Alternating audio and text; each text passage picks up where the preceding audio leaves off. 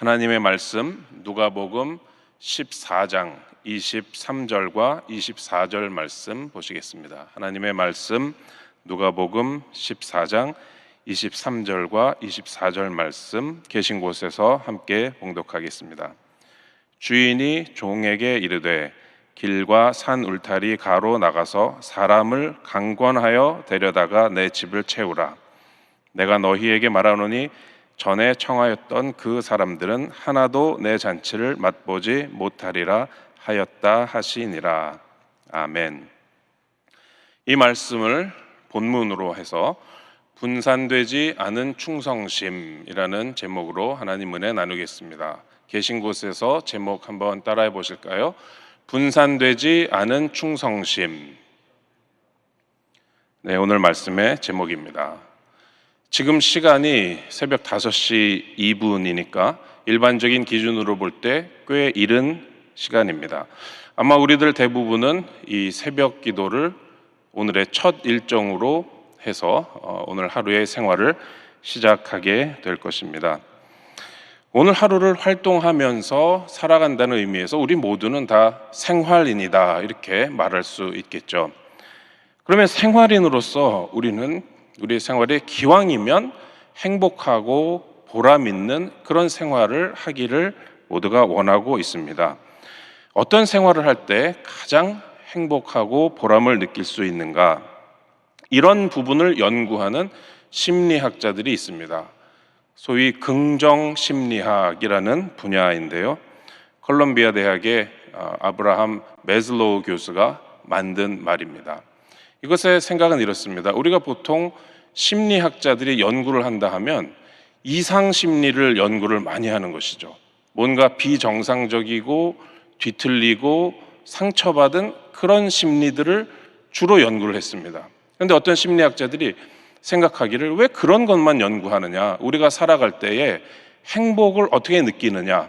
어떻게 하면 웰비잉, 좋은 삶을 살 수 있느냐? 어떻게 하면 보람 있는 삶을 살 수 있느냐? 그런 것도 연구를 해야 되지 않느냐? 말하자면 이런 긍정적인 주제를 연구해야 되지 않느냐 해서 생긴 것이 긍정심리학이다라고 하는 것이죠. 어떻게 하면 좋은 삶, 만족스러운 삶을 사느냐? 긍정심리학의 여러 연구 결과들 중에서 한 가지가 바로 영적인 생활을 하는 것이다라는 것이 이미 많은 연구를 통해서 밝혀졌습니다. 신앙생활하는 것, 또 신앙의 공동체에 소속돼서 교제하면서 사는 것, 그것이 사람들의 행복과 좋은 삶의 아주 중요한 요인이 된다라는 것입니다. 그러니까 지금 우리 새벽 기도가 온라인이지만 이 새벽 시간에 우리가 이렇게 신앙생활하고 영적인 생활을 하는 것, 우리의 행복에 굉장히 도움이 되는 일을 우리가 하고 있는 것입니다. 우리가 잘 하고 있는 것이죠. 그런데 이 긍정심리학의 대가 중에 한 사람이 시카고 대학의 심리학 과장을 지냈던 칙센트미하이라는 그런 사람입니다.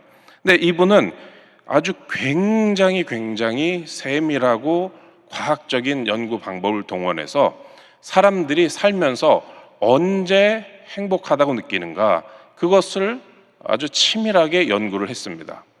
그거를 조사해 보면은 이제 우리의 행복의 비결이 나온다라는 것이죠. 그래서 아주 복잡하고 세밀하게 조사를 하고 연구를 해보니까 결론이 이렇게 났습니다.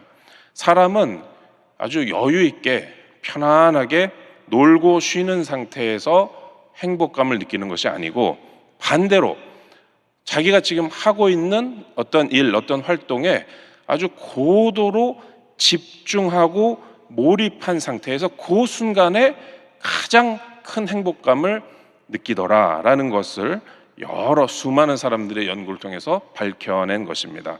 집중 혹은 몰입, 그 상태에서 자기가 하는 일에 완전히 집중하니까 아주 시간이 멈춘 것처럼 느껴지고 다른 생각, 근심 걱정할 그런 계제가 아니고 마음이 하나로 모아지고 완전히 집중하느라 아예 의식 자체가 새로운 상태로 들어가서 아주 대단한 행복감을 느낀다라는 것을 이제 이분이 밝혀내서 굉장히 유명한 심리학 연구가 되었습니다. 오늘 말씀의 제목이 분산되지 않은 충성심이라는 것인데요. 바로 그렇게 하나에 뭔가 집중하고 마음을 다 바치고 몰입할 때 그때 이제 행복감을 느낀다는 것입니다. 저도 이런 비슷한 거를 체험을 한 일이 여러 번 있었는데요. 제가 과거에 미국에서 공부할 때에 꼭 들어보고 싶은 미국 목사님 두 분이 있었습니다. 설교를 꼭 들어보고 싶었어요. 그래서 아주 멀리 있는데도 어떤 집회에 가서 설교를 들었는데요. 또 그런 사모하는 마음이 있어서 그랬는지 굉장히 열심히 듣게 되고 또 아주 제가 느끼기에도 굉장히 빨려 들어가는 그런 느낌을 받았거든요. 설교를 들으면서 은혜를 많이 받고. 근데 그 두 분 중에 한 분은 끝나고 나서 이제 기도받는 시간이 있었어요. 그래서 제가 기도를 받게 됐는데 제가 진짜 열심히 몰입을 해서 들었는지 이 목사님이 기도하시기 전에 저한테 그러시더라고요. 저기 앉아가지고 정말 너무나 집중해서 열심히 듣는 거를 내가 설교하면서도 느꼈다. 그렇게 저에게 말씀을 하셨던 기억이 납니다. 지금 생각해 보니까 그때 참 행복했어요. 그렇게 완전히 집중해서 하나님의 말씀을 들을 때 그때 참 행복감을 느꼈던 기억이 납니다.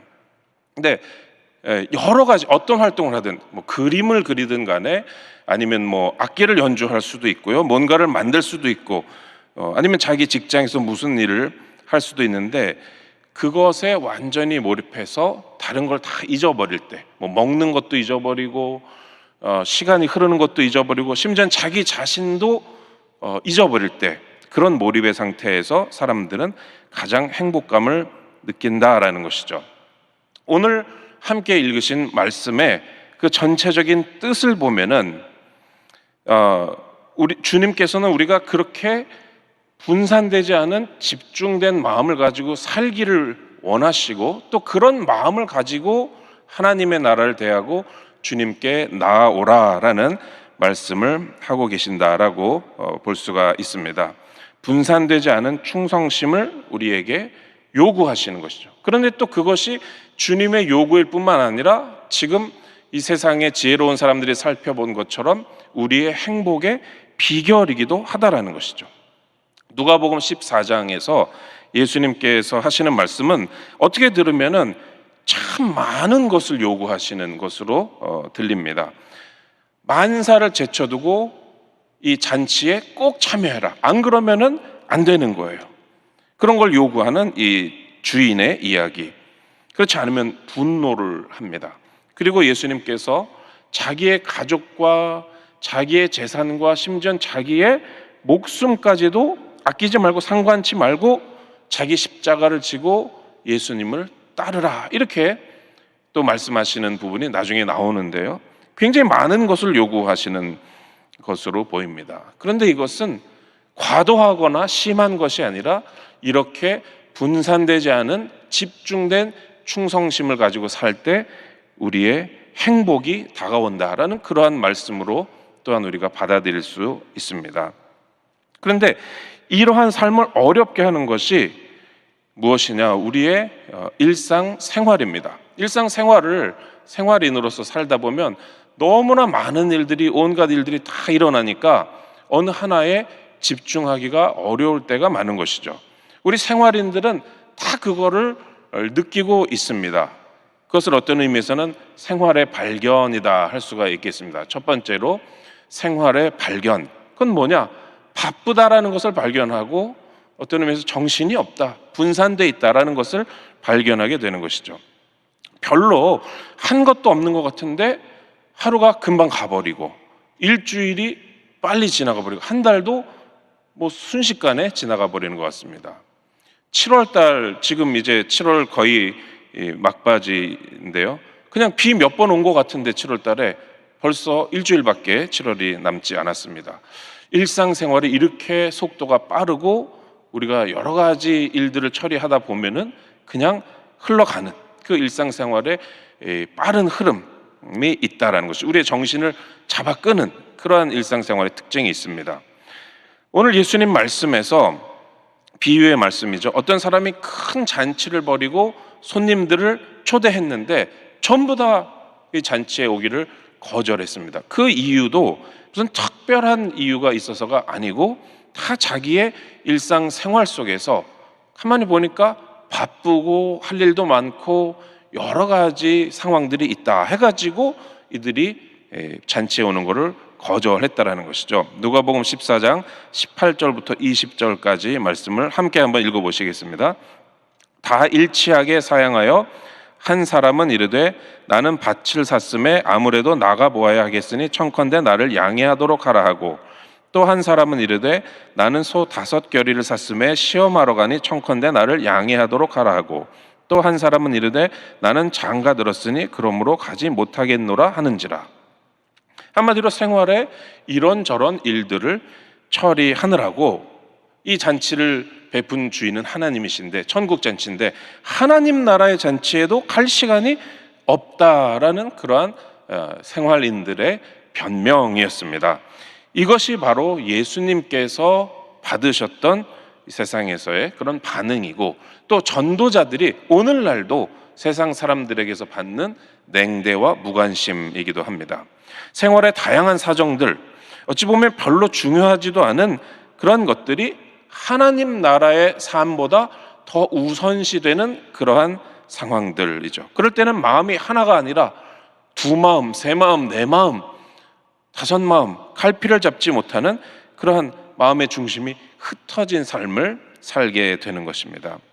마음을 모아서 충성하지 못하고 또 자기의 생활을 희생할 수 없는 그런 상태에 있는 사람들, 하나님 나라의 잔치를 벌이는 이 주인 하나님은 그런 것을 허용하지 않으신다라는 것이 오늘 예수님이 우리에게 주시는 말씀입니다. 그런 상태에 있는 사람들은 하나님 나라에 합당하지 않다, 분산된 마음을 가지고서는 하나님의 잔치에 참여 못한다라는 것이죠. 그래서 주인이 노합니다. 21절에 보면 종이 돌아와 주인에게 그대로 고하니 이에 집주인이 노하여 그 종에게 이르되 빨리 시내의 거리와 골목으로 나가서 가난한 자들과 몸 불편한 자들과 맹인들과 저는 자들을 데려오라 하니라. 집주인은 진노했습니다. 자기 잔치에 오지 않는 그런 일상의 사정을 봐주거나 이해하거나 그것도 중요하다고 생각하지 않고 거기에 대해서 진노했고, 빨리 다른 손님들을 데리고 오라라고 어떻게 보면 과감한 조치를 한 것이죠. 여기에 교훈이 있습니다. 내가 하나님의 말씀을, 부르심을 거부하거나 나의 생활 때문에 우물쭈물하면 그 기회가 거기에서 항상 나를 기다리는 것이 아니다라는 것이죠. 이거는 유대인들에게 가장 많이 해당되는 이야기이지만 오늘 우리에게도 마찬가지입니다. 나의 충성심이 분산된 상태로 내가 살아갈 때 언제까지나 기회들이 나를 기다리고 있는 것은 아니다라는 것이죠. 기회는 지나갑니다. 그렇다면 우리는 어떤 생활을 오늘 해야 합니까? 일상의 요구에 끌려다니는 생활이 아니라 분산되지 않은 충성심이 이끌어가는 그러한 생활을 해야 될 줄로 믿습니다. 두 번째, 분산되지 않은 충성심이 있는 생활이 중요하다는 것이죠. 중요한 삶의 과제입니다. 군인이 한 나라의 군대에 속해 있는데 마음이 나뉘어져 가지고 다른 나라, 오히려 적국에 동조한다면 그것은 잡혀서 처형까지 당할 수 있는 그러한 심각한 상황이죠. 군인만이 아닙니다. 미국 같은 곳에서는 변호사들이 자기 고객들을 이제 법적으로 대변하고 대리할 때에 분산되지 않은 충성심을 보여야 될 것을, 그것을 하나의 상식으로 또 의무로 심지어는 법으로 규정해 놓고 있습니다. 당연한 얘기죠. 왜냐하면 지금 이 고객을 내가 법적으로 변호하는데 나의 충성심이 이 고객에게 100%가 있지 않고 그걸 나눠서 저쪽 원고 쪽에도 충성을 한다, 아니면 다른 어떤 기관에도 충성을 한다, 그러면은 이 고객은 제대로 된 변호를 받지 못하는 거잖아요. 그러니까 아예 법적으로 변호사가 분산되지 않은 충성을 자기 고객에게 해야 되는 것이, 그것이 규정되어 있습니다. 군인이나 변호사만이 아니죠. 보통 많은 직무를 수행할 때에 이런 것은 하나의 상식에 해당되고 또 많은 규정들에 있습니다. 세상의 일도 이러한데 하나님 나라는 어떻겠습니까? 그보다 더한 충성심을 요구하시는 것입니다. 14장 22절에 보면 종이 이르되 주인이여 명하신 대로 하였으되 아직도 자리가 있나이다. 자, 나가서 가난한 사람들, 몸 불편한 사람들을 초대했더니 그대로 이 사람들은 초대 자리에 왔습니다. 아직 자리가 안 차서 그렇지 온 것이죠. 가난하고 병들고 장애가 있는 사람들은 자기 일상에서 별로 기대할 것이 없고 별로 할 일이 없고 그러다 보니까 자기의 삶에 매몰되지 않고 초대를 받았을 때 가겠다 해서 온 것입니다. 이게 우리 삶에도 이런 상황이 있죠. 힘든 삶을 살기 때문에 오히려 주님만을 바라보는 그런 경우가 있습니다. 마음이 힘들고 상황이 괴롭지만 세상을 바라보고 사람을 바라볼 소망이 끊어졌기 때문에 오직 주님의 잔치, 그 초청만 바라고 분산되지 않은 충성심을 주님께 드리는 그러한 상태가 우리가 살다 보면 있다라는 것이죠.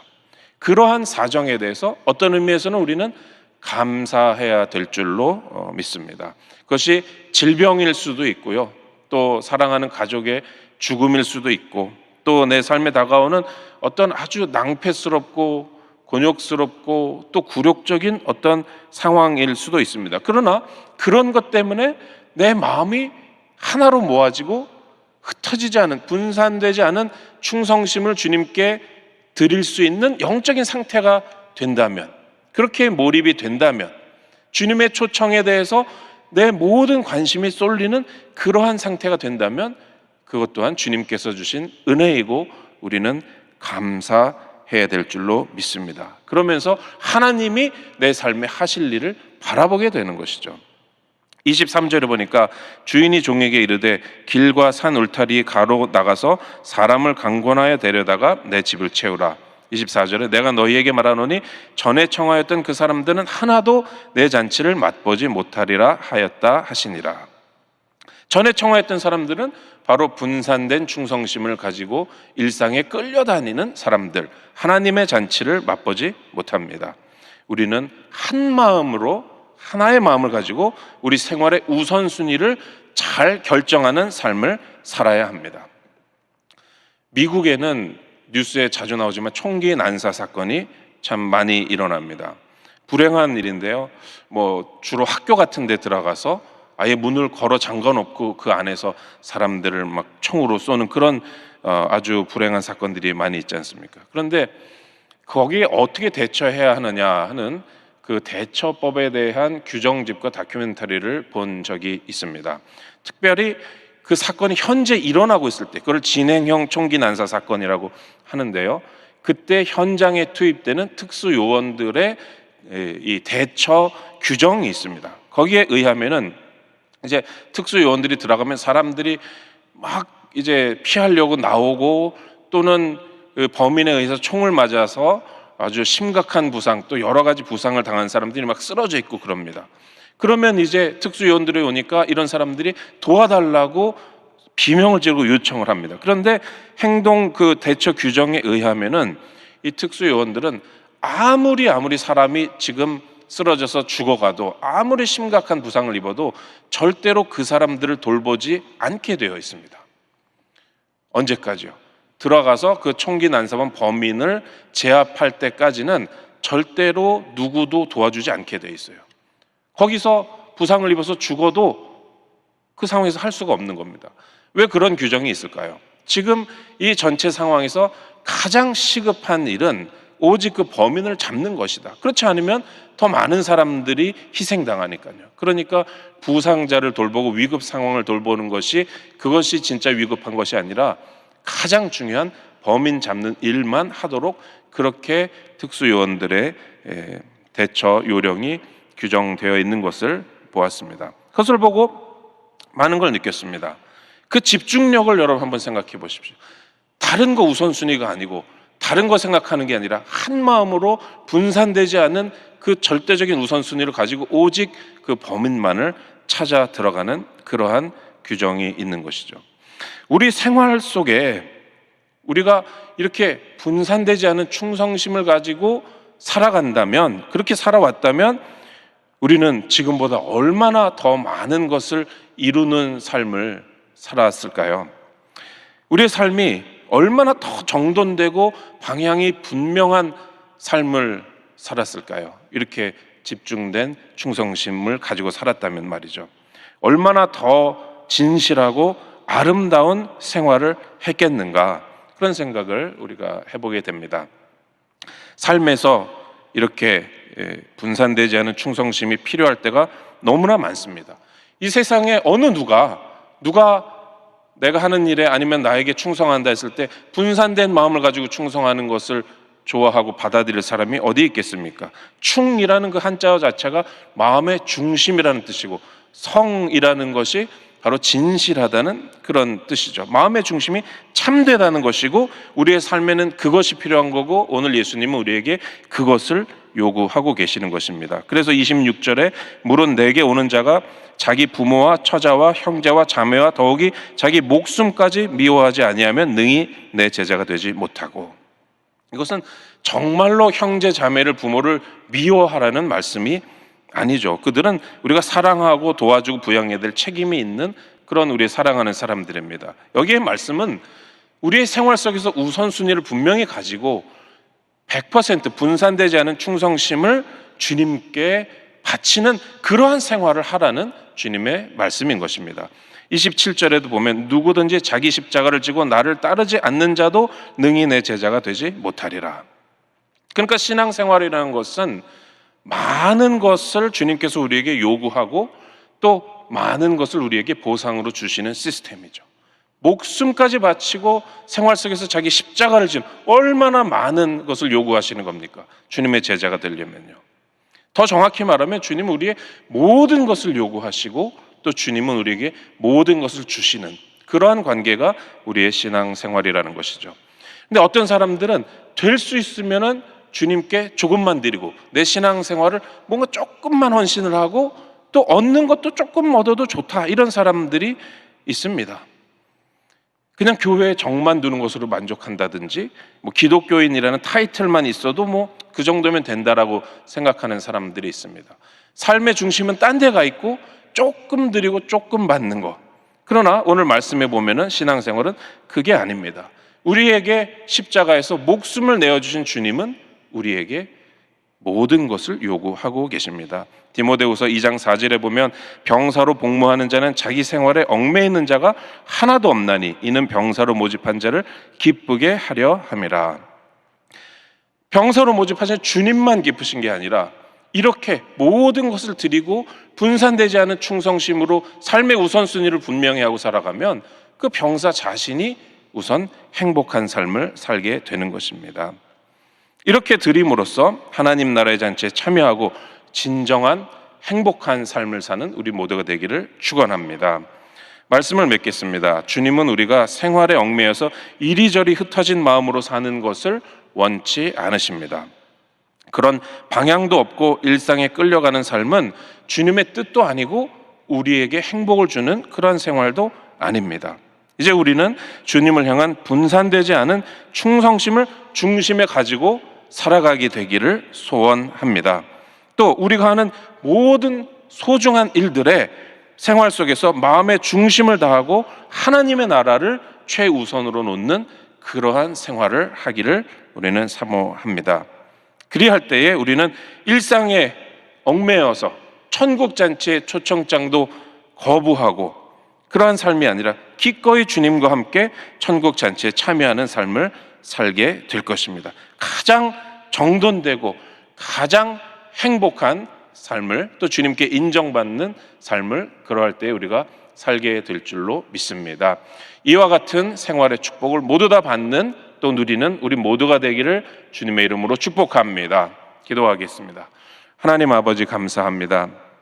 우리의 마음이 하나로 모아져서 주님께 드려지고 있는지, 우리의 일상생활에 뭔가 분주한 것들 때문에 늘 분산되어 있는지 이 시간 다시 한번 돌아보게 하여 주시옵소서. 그래서 올바른 우선순위를 가지고 우리에게 모든 것을 주시고 모든 것을 요구하시는 우리 주님과 교제하며 분산되지 않은 충성심을 가지고 충성하고 행복을 누리는 우리 모두가 되도록 성령님 붙잡아 주시고 인도하여 주시옵소서. 주님의 전을 위해서, 주님의 일을 위해서 예물 드린 모든 손길들 주님 축복하시고 그 삶에 주님께서 주시는 진정한 질서와 헌신과 회복이, 또 기쁨이, 행복이 있게 축복하여 주시옵소서. 감사하며 예수님 이름으로 기도 올립니다. 아멘. 하늘에 계신 우리 아버지여, 이름이 거룩히 여김을 받으시오며 나라가 임하시오며 뜻이 하늘에서 이루어진 것 같이 땅에서도 이루어지이다. 오늘 우리에게 일용할 양식을 주시옵고 우리가 우리에게 죄 지은 자를 사하여 준 것 같이 우리 죄를 사하여 주시옵고 우리를 시험에 들게 하지 마시옵고 다만 악에서 구하시옵소서. 나라와 권세와 영광이 아버지께 영원히 있사옵나이다. 아멘.